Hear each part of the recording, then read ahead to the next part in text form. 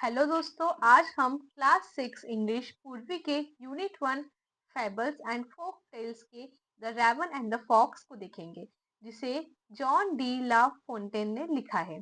ये एक पोएम है। तो चलिए अब हम स्टार्ट करते हैं। इस वीडियो में हम word meaning, character sketch, summary and question answers देखने वाले हैं। तो चलिए हम वीडियो को बिगिन करते हैं। सबसे पहले हम वर्ड मीनिंग देखेंगे। फर्स्ट वर्ड है पर्च्ड। पर्च्ड का मतलब होता है सिटिंग और रेस्टिंग ऑन अ ब्रांच। यदि कोई बर्ड जमीन पे बैठा है तो हम नहीं बोलेंगे पर्च्ड, बट यदि अगर वो किसी ब्रांच पे बैठा है तो हम बोलेंगे पर्च्ड। लिम्ब का मतलब होता है ब्रांच। मॉर्सल का मतलब होता है a very small piece of food, खाने का छोटा सा टुकड़ा या निवाला हम बोल सकते हैं। वुड्स एक स्मॉल फॉरेस्ट को कहा जाता है जहाँ पर सेम टाइप के ट्रीज होते हैं, उसे हम बोलते हैं woods.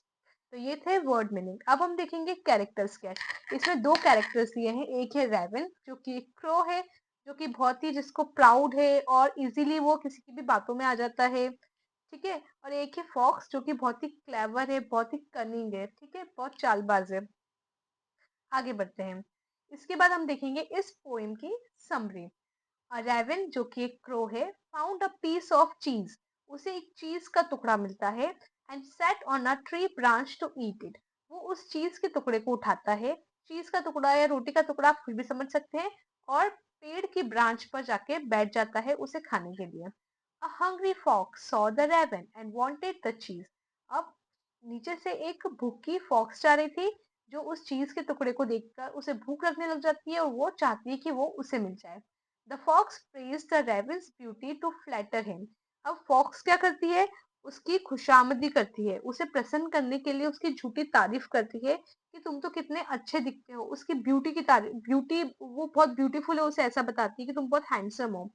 He said the raven must have a beautiful voice too. और वो कहती है कि तुम्हारी तो आवाज भी बहुत बहुत ब्यूटीफुल होगी। The proud raven eager to show off open his beak to sing. वो उसे कहती है कि तुम्हारी आवाज तो इतनी ज्यादा अच्छी है कि यदि तुम सिर्फ गा ही दो तो इस छोटे से जंगल के सारे पक्षी तुम्हें अपना राजा मानने लग जाएंगे। और जो रेवन है जो कि क्रो है उसे घमंड आ जाता है और वो शो ऑफ करने के लिए फटाफट गाना शुरू कर देता है। ठीक है। और गाने के लिए अपना मुंह, अपनी बीक यानी चोंच चोंच को ओपन करता है।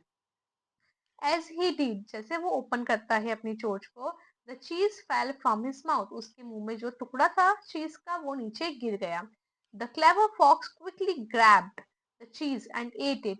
जो चतुर फॉक्स थी उसने फटाफट उस चीज को ग्रैब किया और खा लिया। The fox laughed and said. Fox जोर से हंसने लगी और कहने लगी, you are handsome but not wise. तुम अच्छे दिखते तो हो बट तुम समझदार नहीं हो। The raven was left embarrassed and tricked. उसके बाद रेवन को बहुत ही शर्मिंदगी हुई और उसे धोखा फील हुआ कि उसके साथ बहुत बड़ा धोखा हुआ। तो ये थी स्टोरी उस पोएम की। इसमें एक्चुअली ये बताया गया है कि कभी कभी लोग हमारी बड़ा चढ़ाकर तारीफ करते हैं, हमें हमें अपनी बातों में फुसलाते हैं, पर हमें उनकी बातों में नहीं आना चाहिए। अब हम इस पोएम की थीम देखेंगे। Flattery versus truth. फ्लैटरी का मतलब होता है जब कोई हमारी खुशामदी करता है, हमको बड़ा चढ़ा के बोलता है, हमें अपनी बातों में लाने की कोशिश करता है। वो और सच के बीच का हमें समझना चाहिए। Not all the compliments are genuine. यदि कोई हमारी तारीफ कर रहा है तो जरूरी नहीं है वो जेन्यून तारीफ कर रहा है। ये हमें समझ में आना चाहिए कि वो जेन्यून है या नहीं है। Pride and vanity. Pride and vanity का मतलब होता है घमंड। Excessive pride can lead to one's downfall. यदि किसी को बहुत ज्यादा ही घमंड चढ़ जाए तो कोई भी इंसान नीचे आ सकता है। Wisdom versus foolishness. इसमें समझदारी और मूर्खता को भी बताया गया है कि किस प्रकार इंटेलिजेंस स्ट्रेंथ और ब्यूटी को ओवरकम कर सकती है, हरा सकती है। तो ये थी थीम्स। अब हम देखेंगे moral of the story. Don't trust flatterers. Flatterers यानी वो जो हमारी खुशामदी करते हैं, हमसे हमारी झूठी मूठी तारीफ करते हैं, पीपल प्लीजिंग करते हैं और हमें अपनी बातों में लाकर खुद का काम निकाल लेते हैं। Flattery is often used to manipulate people. Flattery क्यों यूज की जाती है? लोगों को मैनिपुलेट करने के लिए। बी वाइज, हमें बहुत समझदार होना चाहिए। And don't let praise blind you to others' true intentions. और कभी भी तारीफ के उसमें आके हमें इतना अंधा नहीं हो जाना चाहिए कि हम लोगों का ट्रू इंटेंशन को फॉलो करने लग जाए। तो ये था मोरल। इसका मतलब ये है हमें किसी की बातों में नहीं आना चाहिए। यदि कोई हमारी खुशामदी कर रहा है तो हमें समझ जाना चाहिए क्या सही है और क्या गलत है। आगे बढ़ते हैं। Let us do these activities before we read. अब हम ये कुछ एक्टिविटीज देंगे जो हमारी बुक में पेज नंबर 13 पे दी है। We know that frogs croak, हमें पता है कि जो फ्रॉक्स है वो क्रोक करते हैं, टर टर की आवाज करते हैं। Did you know that ravens also crook, क्या आपको पता है रेवेंस जो यहाँ पे क्रो है वो भी क्रोक करते हैं? Yes I know this fact about ravens, हमें ये ऑलरेडी पता है कि क्रो भी क्रोक करते हैं। क्रोक का मतलब एक्चुअली होता है ऐसे कर्कश सी आवाज, जो अच्छी आवाज नहीं होती है।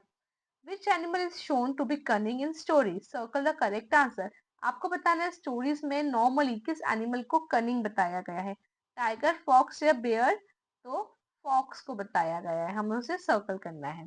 आगे बढ़ते हैं। Fill in the blanks by choosing the correct option. Mister raven is a, mister raven कौन था, बर्ड था या फ्रॉग था? वो एक बर्ड था। कौन सा बर्ड था? Crow. The name of the fox is, fox का नाम क्या था? रेनार्ड। और रेवन नाम किसका था? क्रो का।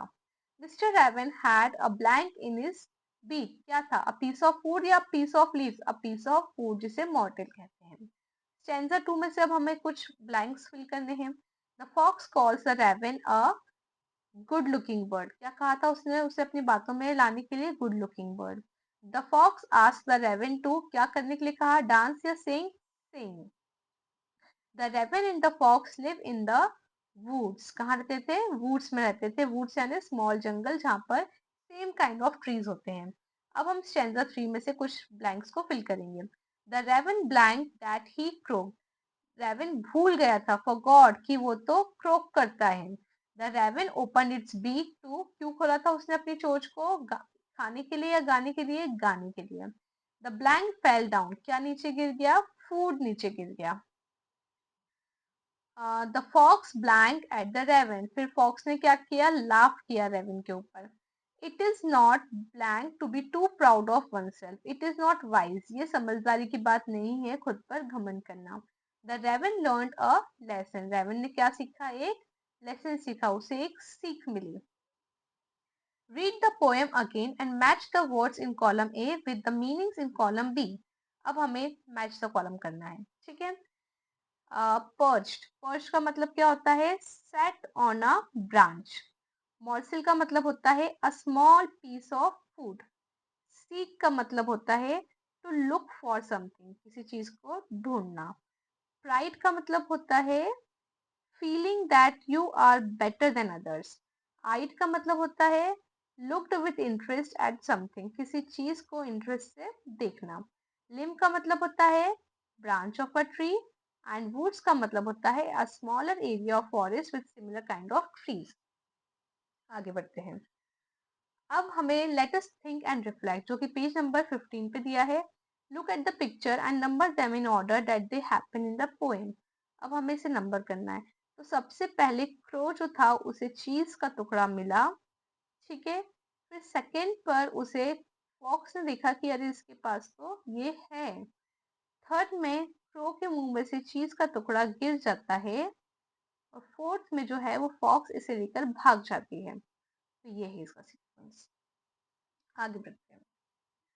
Read the following lines and answer the questions that follow. Sir Raven, you are a handsome bird. Such feathers. If you would only sing, the birds of these woods would call you king. हमें in line को पढ़कर ये questions को answer करना है। इसमें fox जो है वो रेवन को कह रही है कि आप एक हैंडसम बर्ड है, और यदि आप सिर्फ गा देंगे तो इस जंगल के सारे पक्षी आपको राजा मानने लग जाएंगे। सच फेदर्स से उसका मतलब क्या है? सर्च feathers से उसका मतलब है shiny and beautiful feathers.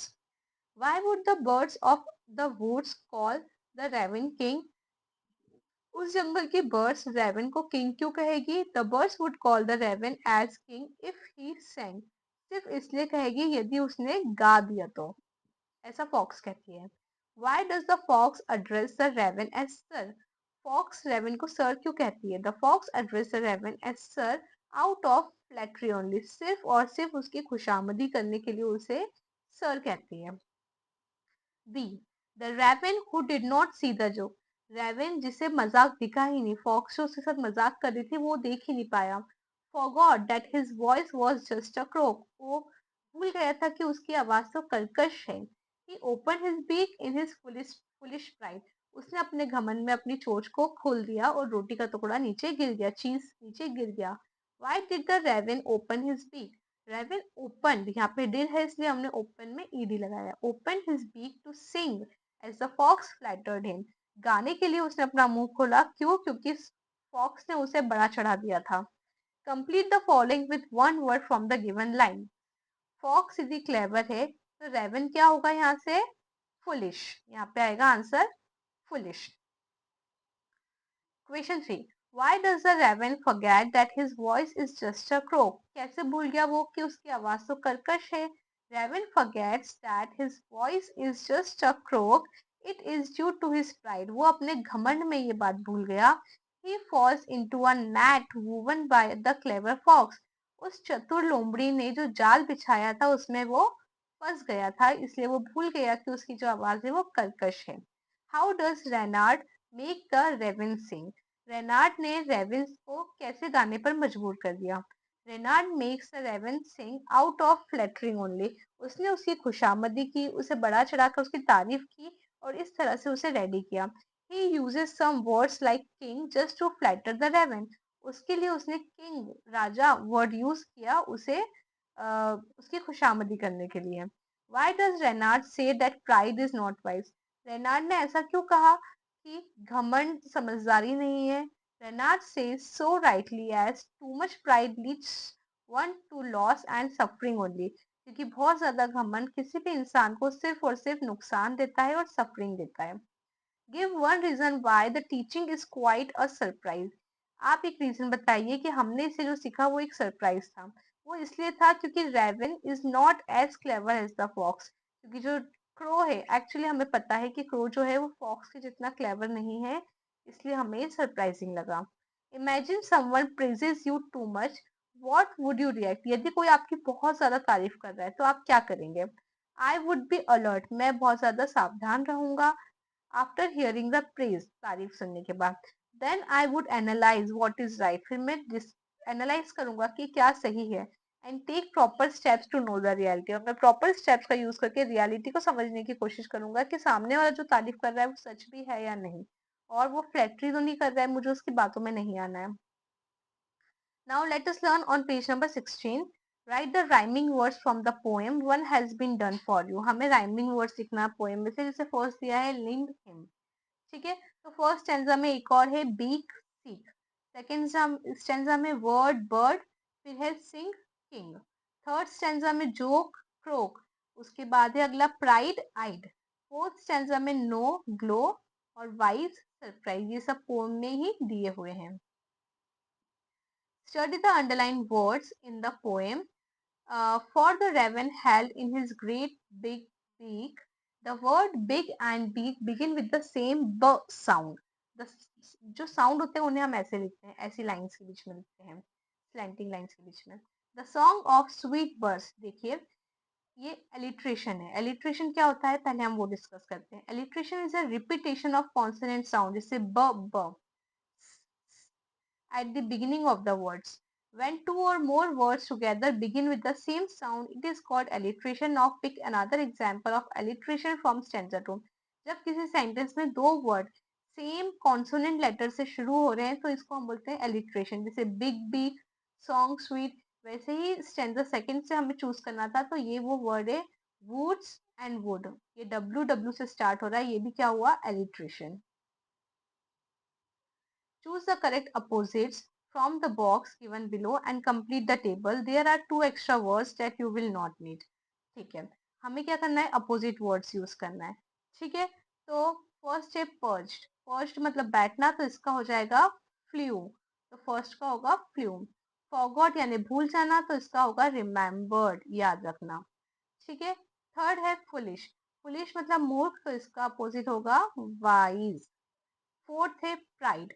Pride का मतलब होता है घमंड, तो इसका होगा ह्यूमिलिटी मतलब विनम्रता। फिफ्थ है लाफ्ट। लाफ्ट मतलब हंसना, तो इसका हो जाएगा क्राइड। सिक्स है इग्नोर। इग्नोर करना मतलब किसी को भी नजरअंदाज कर देना, तो इसका होगा नोटिस, किसी को नोटिस करना। सेवेंथ है ग्लो। ग्लो मतलब ग्लो करना, और डिम मतलब थोड़ा सा कम होना, कम ग्लो होना, तो ये हो जाएगा सेवेंथ। ठीक है, ग्लो का dim. Okay, now next let us listen, page number 18 पर दिया है जो, you will listen to what the crow did after he lost his food.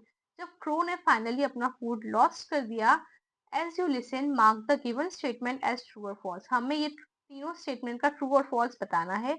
अब ये जो है वो पेज नंबर 37 पर ट्रांसक्रिप्ट दी है वो ये है, अब हम वो समझेंगे।